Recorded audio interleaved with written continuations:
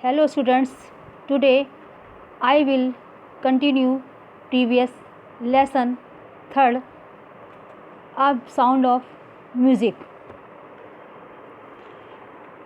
First of all, I want to say new words explain with their meaning.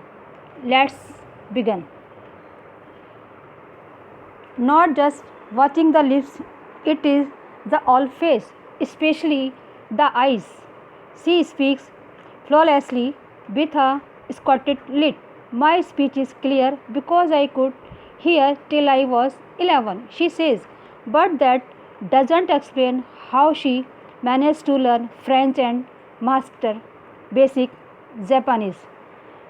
फ्लॉसलेस माने होता है without fault और mistake, बिना गलती किए हुए।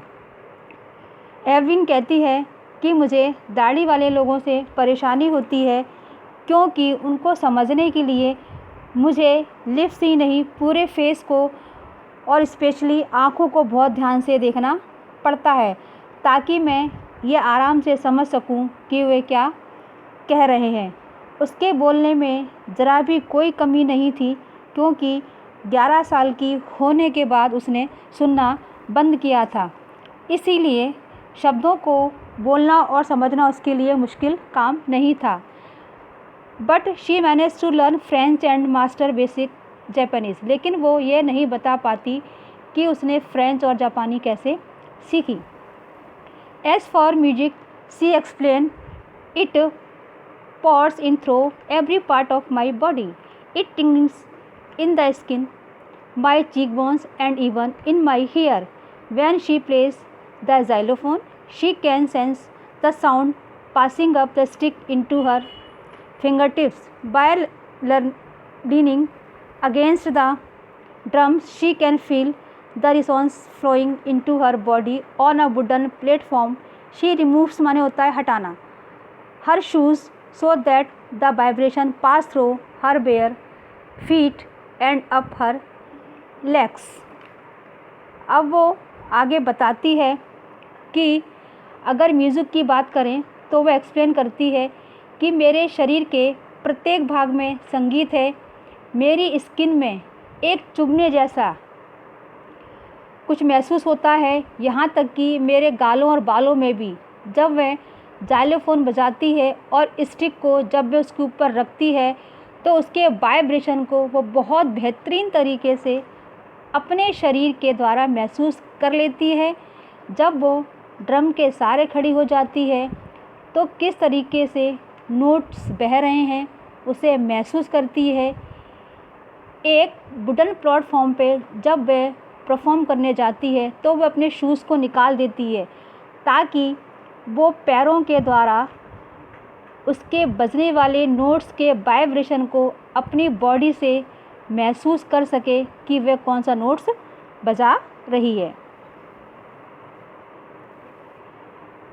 Not surprising, Evelyn dilated her audience in 1991. She was presented with the royal Philharmonic society prestigious Soloist of the Year award. She mastered percussionist James Blitz. God may have taken her hearing, but he has given her back something extraordinary. What we hear, she feels far more deeply than any of us. That is why she expresses music so beautifully. Evelyn बहुत खुश होती है और उसे 1991 में award भी मिला। James कहते हैं उसमें एक्स्ट्राऑर्डिनरी ताकत थी जिसे वह म्यूज़िक को सेंस के द्वारा महसूस करती है। जो हम सुनते हैं वह उसे महसूस करती थी और हम सबसे ज़्यादा डीपली गहराइयों से वे नोट्स को महसूस करती है।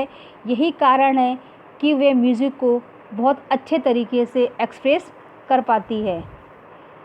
Evelyn confesses that she is something of a workaholic. I have just go to work often harder than classical musician, but the rewards are enormous.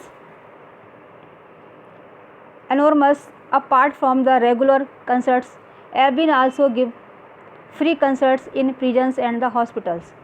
She also give high priority to classes for young musicians and Richland of Beethoven Fund for Deaf Children says she is a shining inspiration for deaf children. They see that there is now here that they cannot go. Workaholic माने होता है अत्यधिक काम करने वाला, एनोर्मस माने होता है बहुत बड़ा, प्रायोरिटी माने होता है प्राथमिकता, इंस्पिरेशंस माने होता है प्रेरणा। अब आगे एवलिन कहती है कि वह एक तरह से वर्कहॉलिक है, बहुत अधिक जिसे काम करना पसंद है वो व्यक्ति है। वह कहती है कि बस मुझे काम मिलना चाहिए। यहाँ तक वह शास्त्रीय संगीतकार से ज़्यादा मेहनत करती है जो इस काम करने के लिए पैसे लेते हैं, वे काफ़ी ज़्यादा हैं। एवलिन फ्री में परामर्श भी देती है कैदियों को और अस्पताल में, यहाँ तक कि वह युवा संगीतकारों के लिए कक्षा भी चलाती है, उसे बहुत महत्व देती है। एन रिचलिन जो एक बीथोवन फंड से जुड़ी हैं, वे कहती हैं एवलिन डीफ चिल्ड्रन के लिए प्रेरणा है। जब इस तरह के बच्चे एवलिन को देखते हैं तो उनके मन में आता है कि ऐसा कोई रास्ता नहीं दुनिया में जहां वे जा नहीं सकते। Evelyn Glennie has already accomplished more than most people twice her age. She has brought persistence to the front of the orchestra and demonstrated that it can be very moving. She has given inspirations to those who are handicapped, people who look to her and say, if she can not do it, I can. And not the least, she has given enormous pleasure to million. अगर हम Evelyn Glenny की बात करें तो उसने वह हासिल कर लिया जो उसकी उम्र के दोगुने उम्र वाले भी व्यक्ति हासिल नहीं कर पाते। परकुशंस एक ऐसा यंत्र होता है जो अक्सर ऑर्केस्ट्रा में बैक स्टेज पर बजता है, पर उसने उसे आगे की तरफ ला के रख दिया। लोग उसे एवलिन की वजह से जानने लगे। यह भी बता दिया कि परकुशन बहुत ही पसंद किए जाने वाला यंत्र हो सकता है। वे उन सारे लोगों की प्रेरणा स्रोत भी बनी जो किसी न किसी तरह से हैंडीकैप्ड थे। जो लोग उन्हें देखते हैं तो कहते हैं कि यह कर सकती है तो मैं भी कर सकता हूँ। और इन सब के अलावा उसने लाखों लोगों को आनंद दिया अपने संगीत के ज़रिए। This lesson wrote by Debra Colley. Thank you so much, have a good day. I will meet again with question answer these lesson.